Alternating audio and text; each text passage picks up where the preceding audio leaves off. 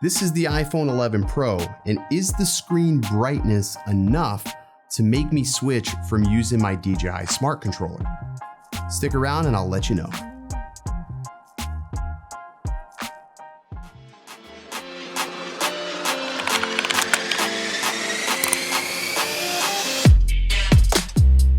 What's good, everybody? Welcome back. My name is Original Dobo, and on this channel, we talk all about drone and tech-related content. So if that's at all interesting, be sure to hit that subscribe button before you leave this video. So this is the iPhone 11 Pro. I've had it for a couple of days, and I've actually started using my standard controller that came with my Mavic.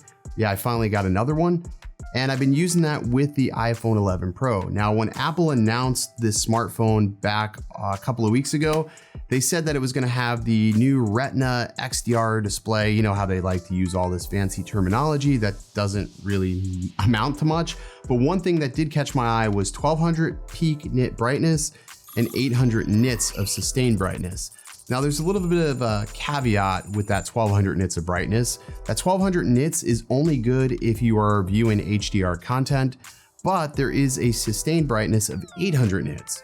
Now, the Smart Controller boasts 1000 nits of brightness, which has been more than adequate enough for me over the past, 6 months or so that I've been using it since January. But sometimes it gets a little bit cumbersome to lug around. I got to charge the battery. The battery takes a while for it to charge. Sometimes I forget to charge it. And yeah, it's usually dead when I'm ready to fly. This past week, I was up in Philadelphia flying, and I had to really monitor how many times I flew with it, and as soon as I got into the car, put it on a charger so that way I never killed it completely. While it's not a really big deal, the biggest problem I have with the Smart Controller now is the price. At $750, it is a really hard sale or a hard recommendation, at least when somebody asks me if they should buy it, versus, let's say, a phone that's gonna always be in your pocket. Now I get it. Android phones have probably had 1000 nits of brightness for a long time. But the biggest problem with Android phones is that they've always had problems working well with DJI Go 4. iPhone seemingly has not ever really had too many problems when it came down to Go 4. My wish has always been to have a crystal sky running iOS, and this is about as close to it as you're going to get with almost 1000 nits of brightness sustained. This thing definitely got it done. I did some test samples out in the field today. I was recording and filming for a property. It was a rural piece of land, and it was literally in the middle of nowhere, and I had to film at right around midday. Yeah, so needless to say, that was at full brightness, literally no overcast, nothing. It was just a very bright, sunny 93-degree day, and the iPhone did very well.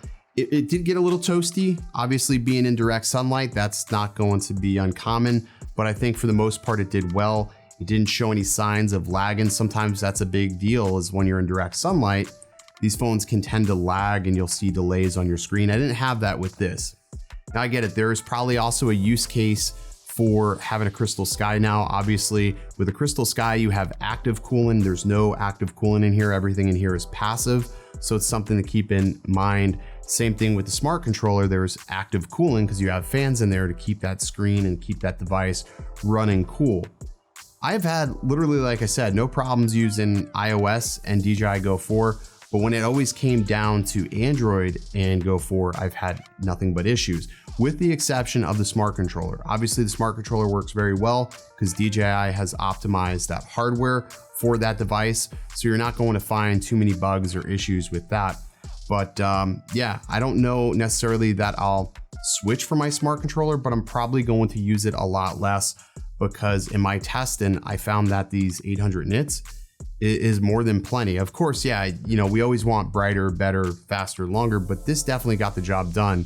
And if you're in a pinch, this works. But if you were considering buying the Smart Controller over maybe one of the current phones on the market today that can sustain, at least 800 nits peak brightness, that's pretty good. I would probably go with that before I drop $750. These tariffs have gotten me start to think a little bit differently about the products we use, especially for hobbyists. A hobbyist will always have a phone, and if you have an iPhone, you're going to probably have a match made in heaven. But anyways, I know this makes me sort of seem like a fanboy, and I'm not telling you to switch if you are on Android and that's your jam. That's fine. I'm sure, again, there are plenty of Android phones that can, hit, 1,000 nits of brightness. I know the Galaxy Note lines are really great, but just in my experience, I've always found them to be a bit buggy when running Go 4.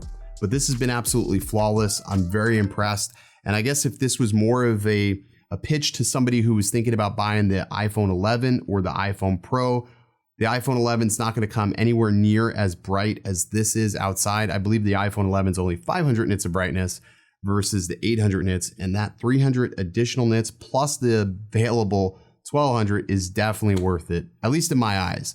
If DJI can somehow make the content on the Go 4 app, HDR, then the screen will take advantage of the full 1200 nits. So pretty cool stuff. I'm honestly impressed with the contrast and the color accuracy. I think it's definitely worth it for drone pilots. But let me know what you guys think in the description below. Did you pick up the iPhone 11 sheerly because of the screen and how bright it is? Or was this not even a thought in your mind when you were choosing the 11 or the 11 Pro? Sound off in the comment section below. And as always, stay original.